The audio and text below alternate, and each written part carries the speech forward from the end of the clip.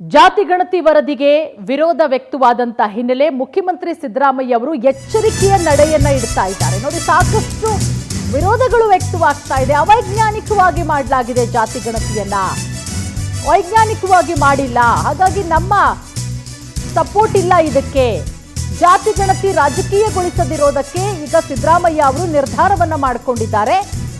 ಜಾತಿ ಗಣತಿ ಜಾರಿ ಸಂಬಂಧ ಸಮಿತಿ ರಚಿಸೋದಕ್ಕೆ ಚಿಂತನೆಯನ್ನ ಮಾಡಿರೋದು. ಕ್ಯಾಬಿನೆಟ್ ಉಪಸಮಿತಿ ರಚಿಸಿದ್ರೆ ಮತ್ತೆ ರಾಜಕೀಯ, ಉಪಸಮಿತಿಯ ಬದಲು ಅಧಿಕಾರಿಗಳ ಸಮಿತಿಯನ್ನ ರಚನೆ ಮಾಡೋದಕ್ಕೆ ಸಿಎಂ ಸಿದ್ದರಾಮಯ್ಯ ಅವರು ಚಿಂತನೆ ಮಾಡಿದ್ದಾರೆ. ಅಧಿಕಾರಿಗಳೇ ಜಾತಿ ಗಣತಿ ವರದಿಯನ್ನ ಪರಾಮರ್ಶೆ ಮಾಡಲಿ, ಸಮುದಾಯಗಳ ಅಹವಾಲನ್ನ ಸ್ವೀಕರಿಸಿ ಅಂತಿಮ ವರದಿಯನ್ನ ಕೊಡ್ಲಿ. ಇದಕ್ಕೆ ಸಿಎಂ ಅಧಿಕಾರಿಗಳ ಸಮಿತಿ ರಚಿಸೋದಕ್ಕೆ ಚಿಂತನೆ. ನಾಳೆ ಕ್ಯಾಬಿನೆಟ್ನಲ್ಲಿ ಅಂತಿಮವಾದಂತಹ ನಿರ್ಧಾರ ಆಗುವಂತಹ ಸಾಧ್ಯತೆ ಇದೆ. ಮೊನ್ನೆ ನಡೆದಂತಹ ಕ್ಯಾಬಿನೆಟ್ ಮೀಟಿಂಗಲ್ಲಿ ಜಾತಿ ಗಣತಿ ವರದಿ ಮಂಡನೆಯಾಗಿದೆ ಅಷ್ಟೇ. ಸಮಗ್ರವಾಗಿ ಅದರ ಬಗ್ಗೆ ಚರ್ಚೆ ಆಗಬೇಕಾಗತ್ತೆ. ಎಲ್ರಿಗೂ ಕೂಡ, ಎಲ್ಲ ಸಚಿವರುಗಳಿಗೂ ಕೂಡ ಒಂದೊಂದು ಪ್ರತಿ ಕೊಡಲಾಗಿದೆ. ಸೊ ಅದನ್ನು ಓದ್ಕೊಂಡು ಬರ್ತಾರೆ.